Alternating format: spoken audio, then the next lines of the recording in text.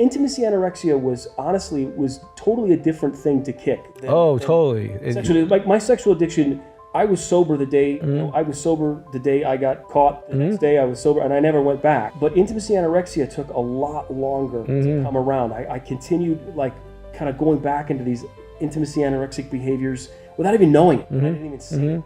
So I struggled with it, and I needed a group.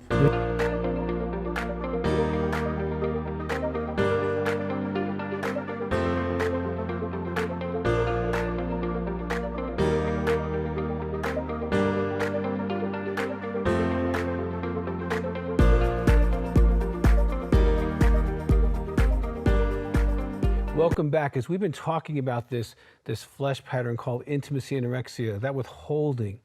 This is a very painful thing. And this is also a thing where we need you to jump in. I'm going to introduce you to Nathaniel, who jumped in to help some guys, and there are ladies who deal with this, intimacy anorexia. Nathaniel, thanks for being here today. Thanks. Good to be here. Now, intimacy anorexia, that's a different monster. Yeah. Okay. Tell me what caused you to kind of get involved with being in a group? Well, so when we prepared to come to our intensive, and I was in sexual addiction, full blown, and then we were going to come out here, and my wife had found out about intimacy anorexia, and so I took the test, and I was like an 11 out of 10. Oh wow! Okay. I was bad. I was the worst. I had it all. Okay. Everything, and I was awful. I was horrible. So that was me. And then, when we went through our intensive, intimacy anorexia was totally a different thing to kick. Totally. Sexually, like my sexual addiction, I was sober the day I was sober the day I got caught. The next day I was sober, and I never went back. I haven't gone back. And I've taken polygraphs every year, or close to, right? And so it's good. But intimacy anorexia took a lot longer to come around. I continued like kind of going back into these intimacy anorexic behaviors without even knowing it. I didn't even see it. So I struggled with it, and I needed a group. I was involved in a group that was so helpful that I had guys to call constantly and say, what did I do? That was the thing. I'd pick up the phone. What did I do? I did it again. I don't even know what I did. And I talked to guys about that. And then they would talk me through it. And then I could go back to my wife, and we could repair it. And eventually, over time, I began to kind of bring that in for a landing. And it's been quite a while since I've had any acting and behaviors at all. That's good. Praise God. Thank the Lord. And from there, we had already started kind of an essay group, but invariably we find people that are absolutely intimacy anorexic. Absolutely, right? Absolutely. And so, and honestly, still some of those guys, I think we're still working on them. Like, you need to look into this intimacy anorexic. Oh yeah. I think my wife's anorexic. No, I think it's you, buddy. Right. Exactly. So, but the need is there. It's huge because it affects marriages, which are that's core to the church, right? Yeah, and so let's so intimacy anorexia is real. That's true. Right. And you've been through it yourself. What changes did you see in your marriage as you had support as well? What did you see in your marriage that changed?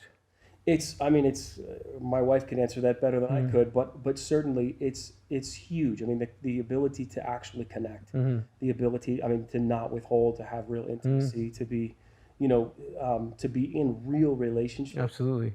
There's nothing like it. Yeah, no, it's so much better. And you're right. When you have an addiction, alcohol, drugs, sex, porn, whatever, those are easier to kick than intimacy and anorexia because it's like, you have to change your nature, not just a behavior. Right. And you have to change your heart, not just your what you're doing. And so now you've been in group with some IA guys. What have you seen happen with some of them as they've like made those phone calls of like, I did it again? I think this is one of the biggest things that I've seen, and it's the difficulty that a lot of us have, right, is seeing it before it happens. With sexual addiction, you can see it before it happens. Yeah, right. But with intimacy anorexia, you do something and then you didn't even realize you were being intimacy anorexic.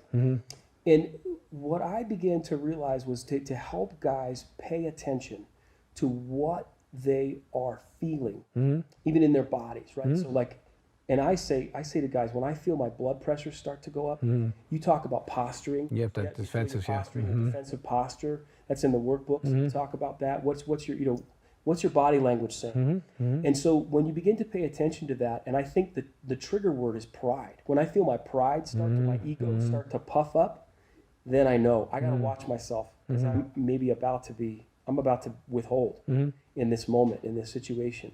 And so talking guys through that, because that was so huge for me. I just shared what I gleaned for myself. Right? That's all. I'm just passing on my story. And you're just a regular guy. I mean, it's just, and I got to say that Nathaniel's a regular guy. He works with handicapped adults, and he's a regular guy who stepped in and did a healing time group, did an intimacy anorexia group. This is what we're talking about, is you doing your healing ministry, okay? And I just want to encourage you, if you're watching, you could be the Nathaniel on intimacy anorexia. There's lots of people struggling. Now, you're in intimacy anorexic, you're in group, and that's going to happen. But you see, guys, they actually work through the workbooks. They actually work through the steps. What have you seen, either in your own life or in some of their life, is they kind of work through the material, the process of it? Because it's like...